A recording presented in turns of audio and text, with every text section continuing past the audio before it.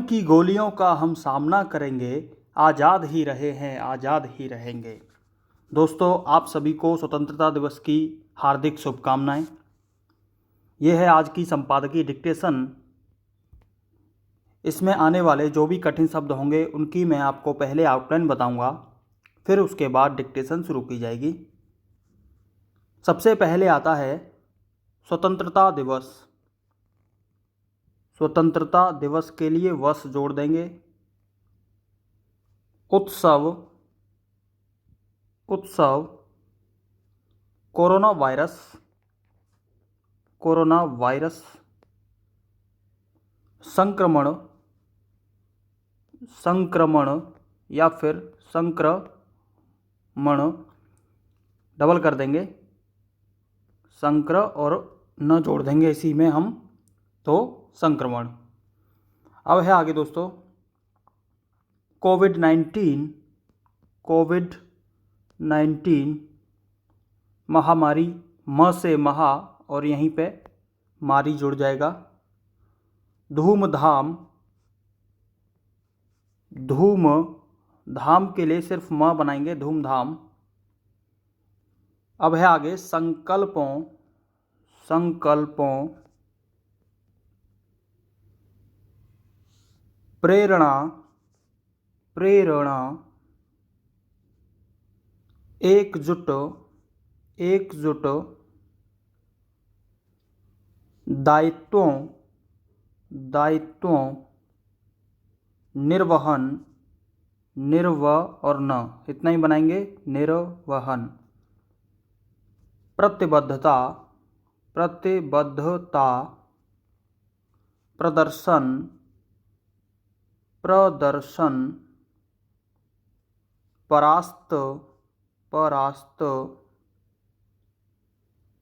प्रतीक्षा, प्रतीक्षा। अवरोध, अवरोध। शासन प्रशासन, शासन प्रशासन। अब है आगे चिकित्सक, चिकित्सक। स्वास्थ्यकर्मी, स्वास्थ्यकर्मी। सुरक्षाकर्मी। दिन रात, दिन रात या फिर दिन रा को आधा कर देंगे। बलिदान, बलिदान। कारगर, कारगर। योगदान।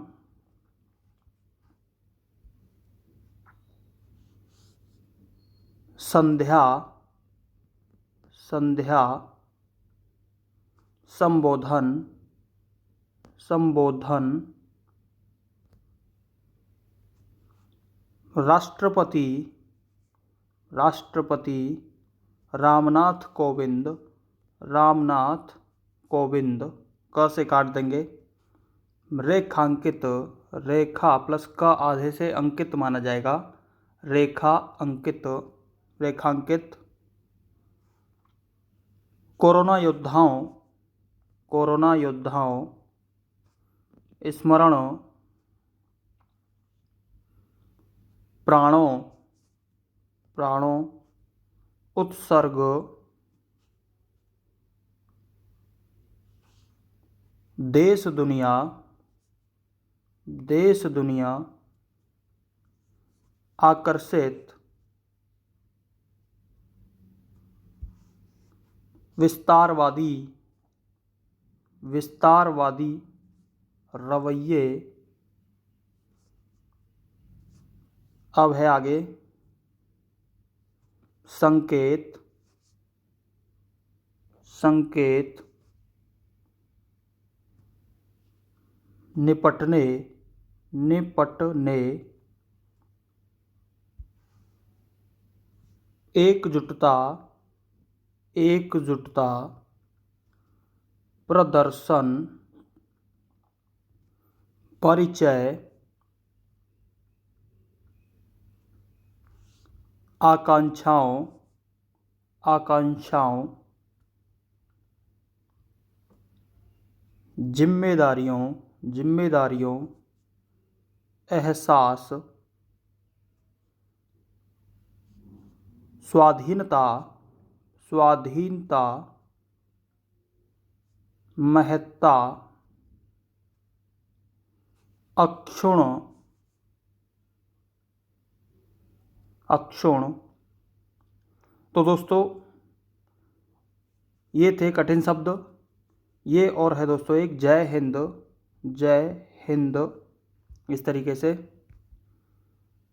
अब डिक्टेशन शुरू करते हैं। इस बार स्वतंत्रता दिवस का उत्सव विभिन्न परिस्थितियों में मनाया जा रहा है और इसका कारण है कोरोना वायरस के संक्रमण से उपजी कोविड-19 महामारी। यह महामारी स्वतंत्रता दिवस की धूमधाम पर तो असर डालेगी, लेकिन उसे उन संकल्पों को पूरा करने में बाधक नहीं बनने देना चाहिए जो हर मुश्किल हालात का सामना करने की प्रेरणा प्रदान करते हैं। यदि हम सब एकजुट होकर राष्ट्रीय दायित्वों के निर्वहन के प्रति अपनी प्रतिबद्धता का प्रदर्शन कर सकें तो इस महामारी को भी आसानी से परास्त कर सकते हैं और राष्ट्र निर्माण के लक्ष्य की ओर भी तेजी से बढ़ सकते हैं। यह लक्ष्य हमारी प्रतीक्षा कर रहा है, लेकिन उस तक पहुंचने के पहले हमें उस अवरोध को दूर करना होगा जो इस महामारी ने भी उत्पन्न कर दिया है।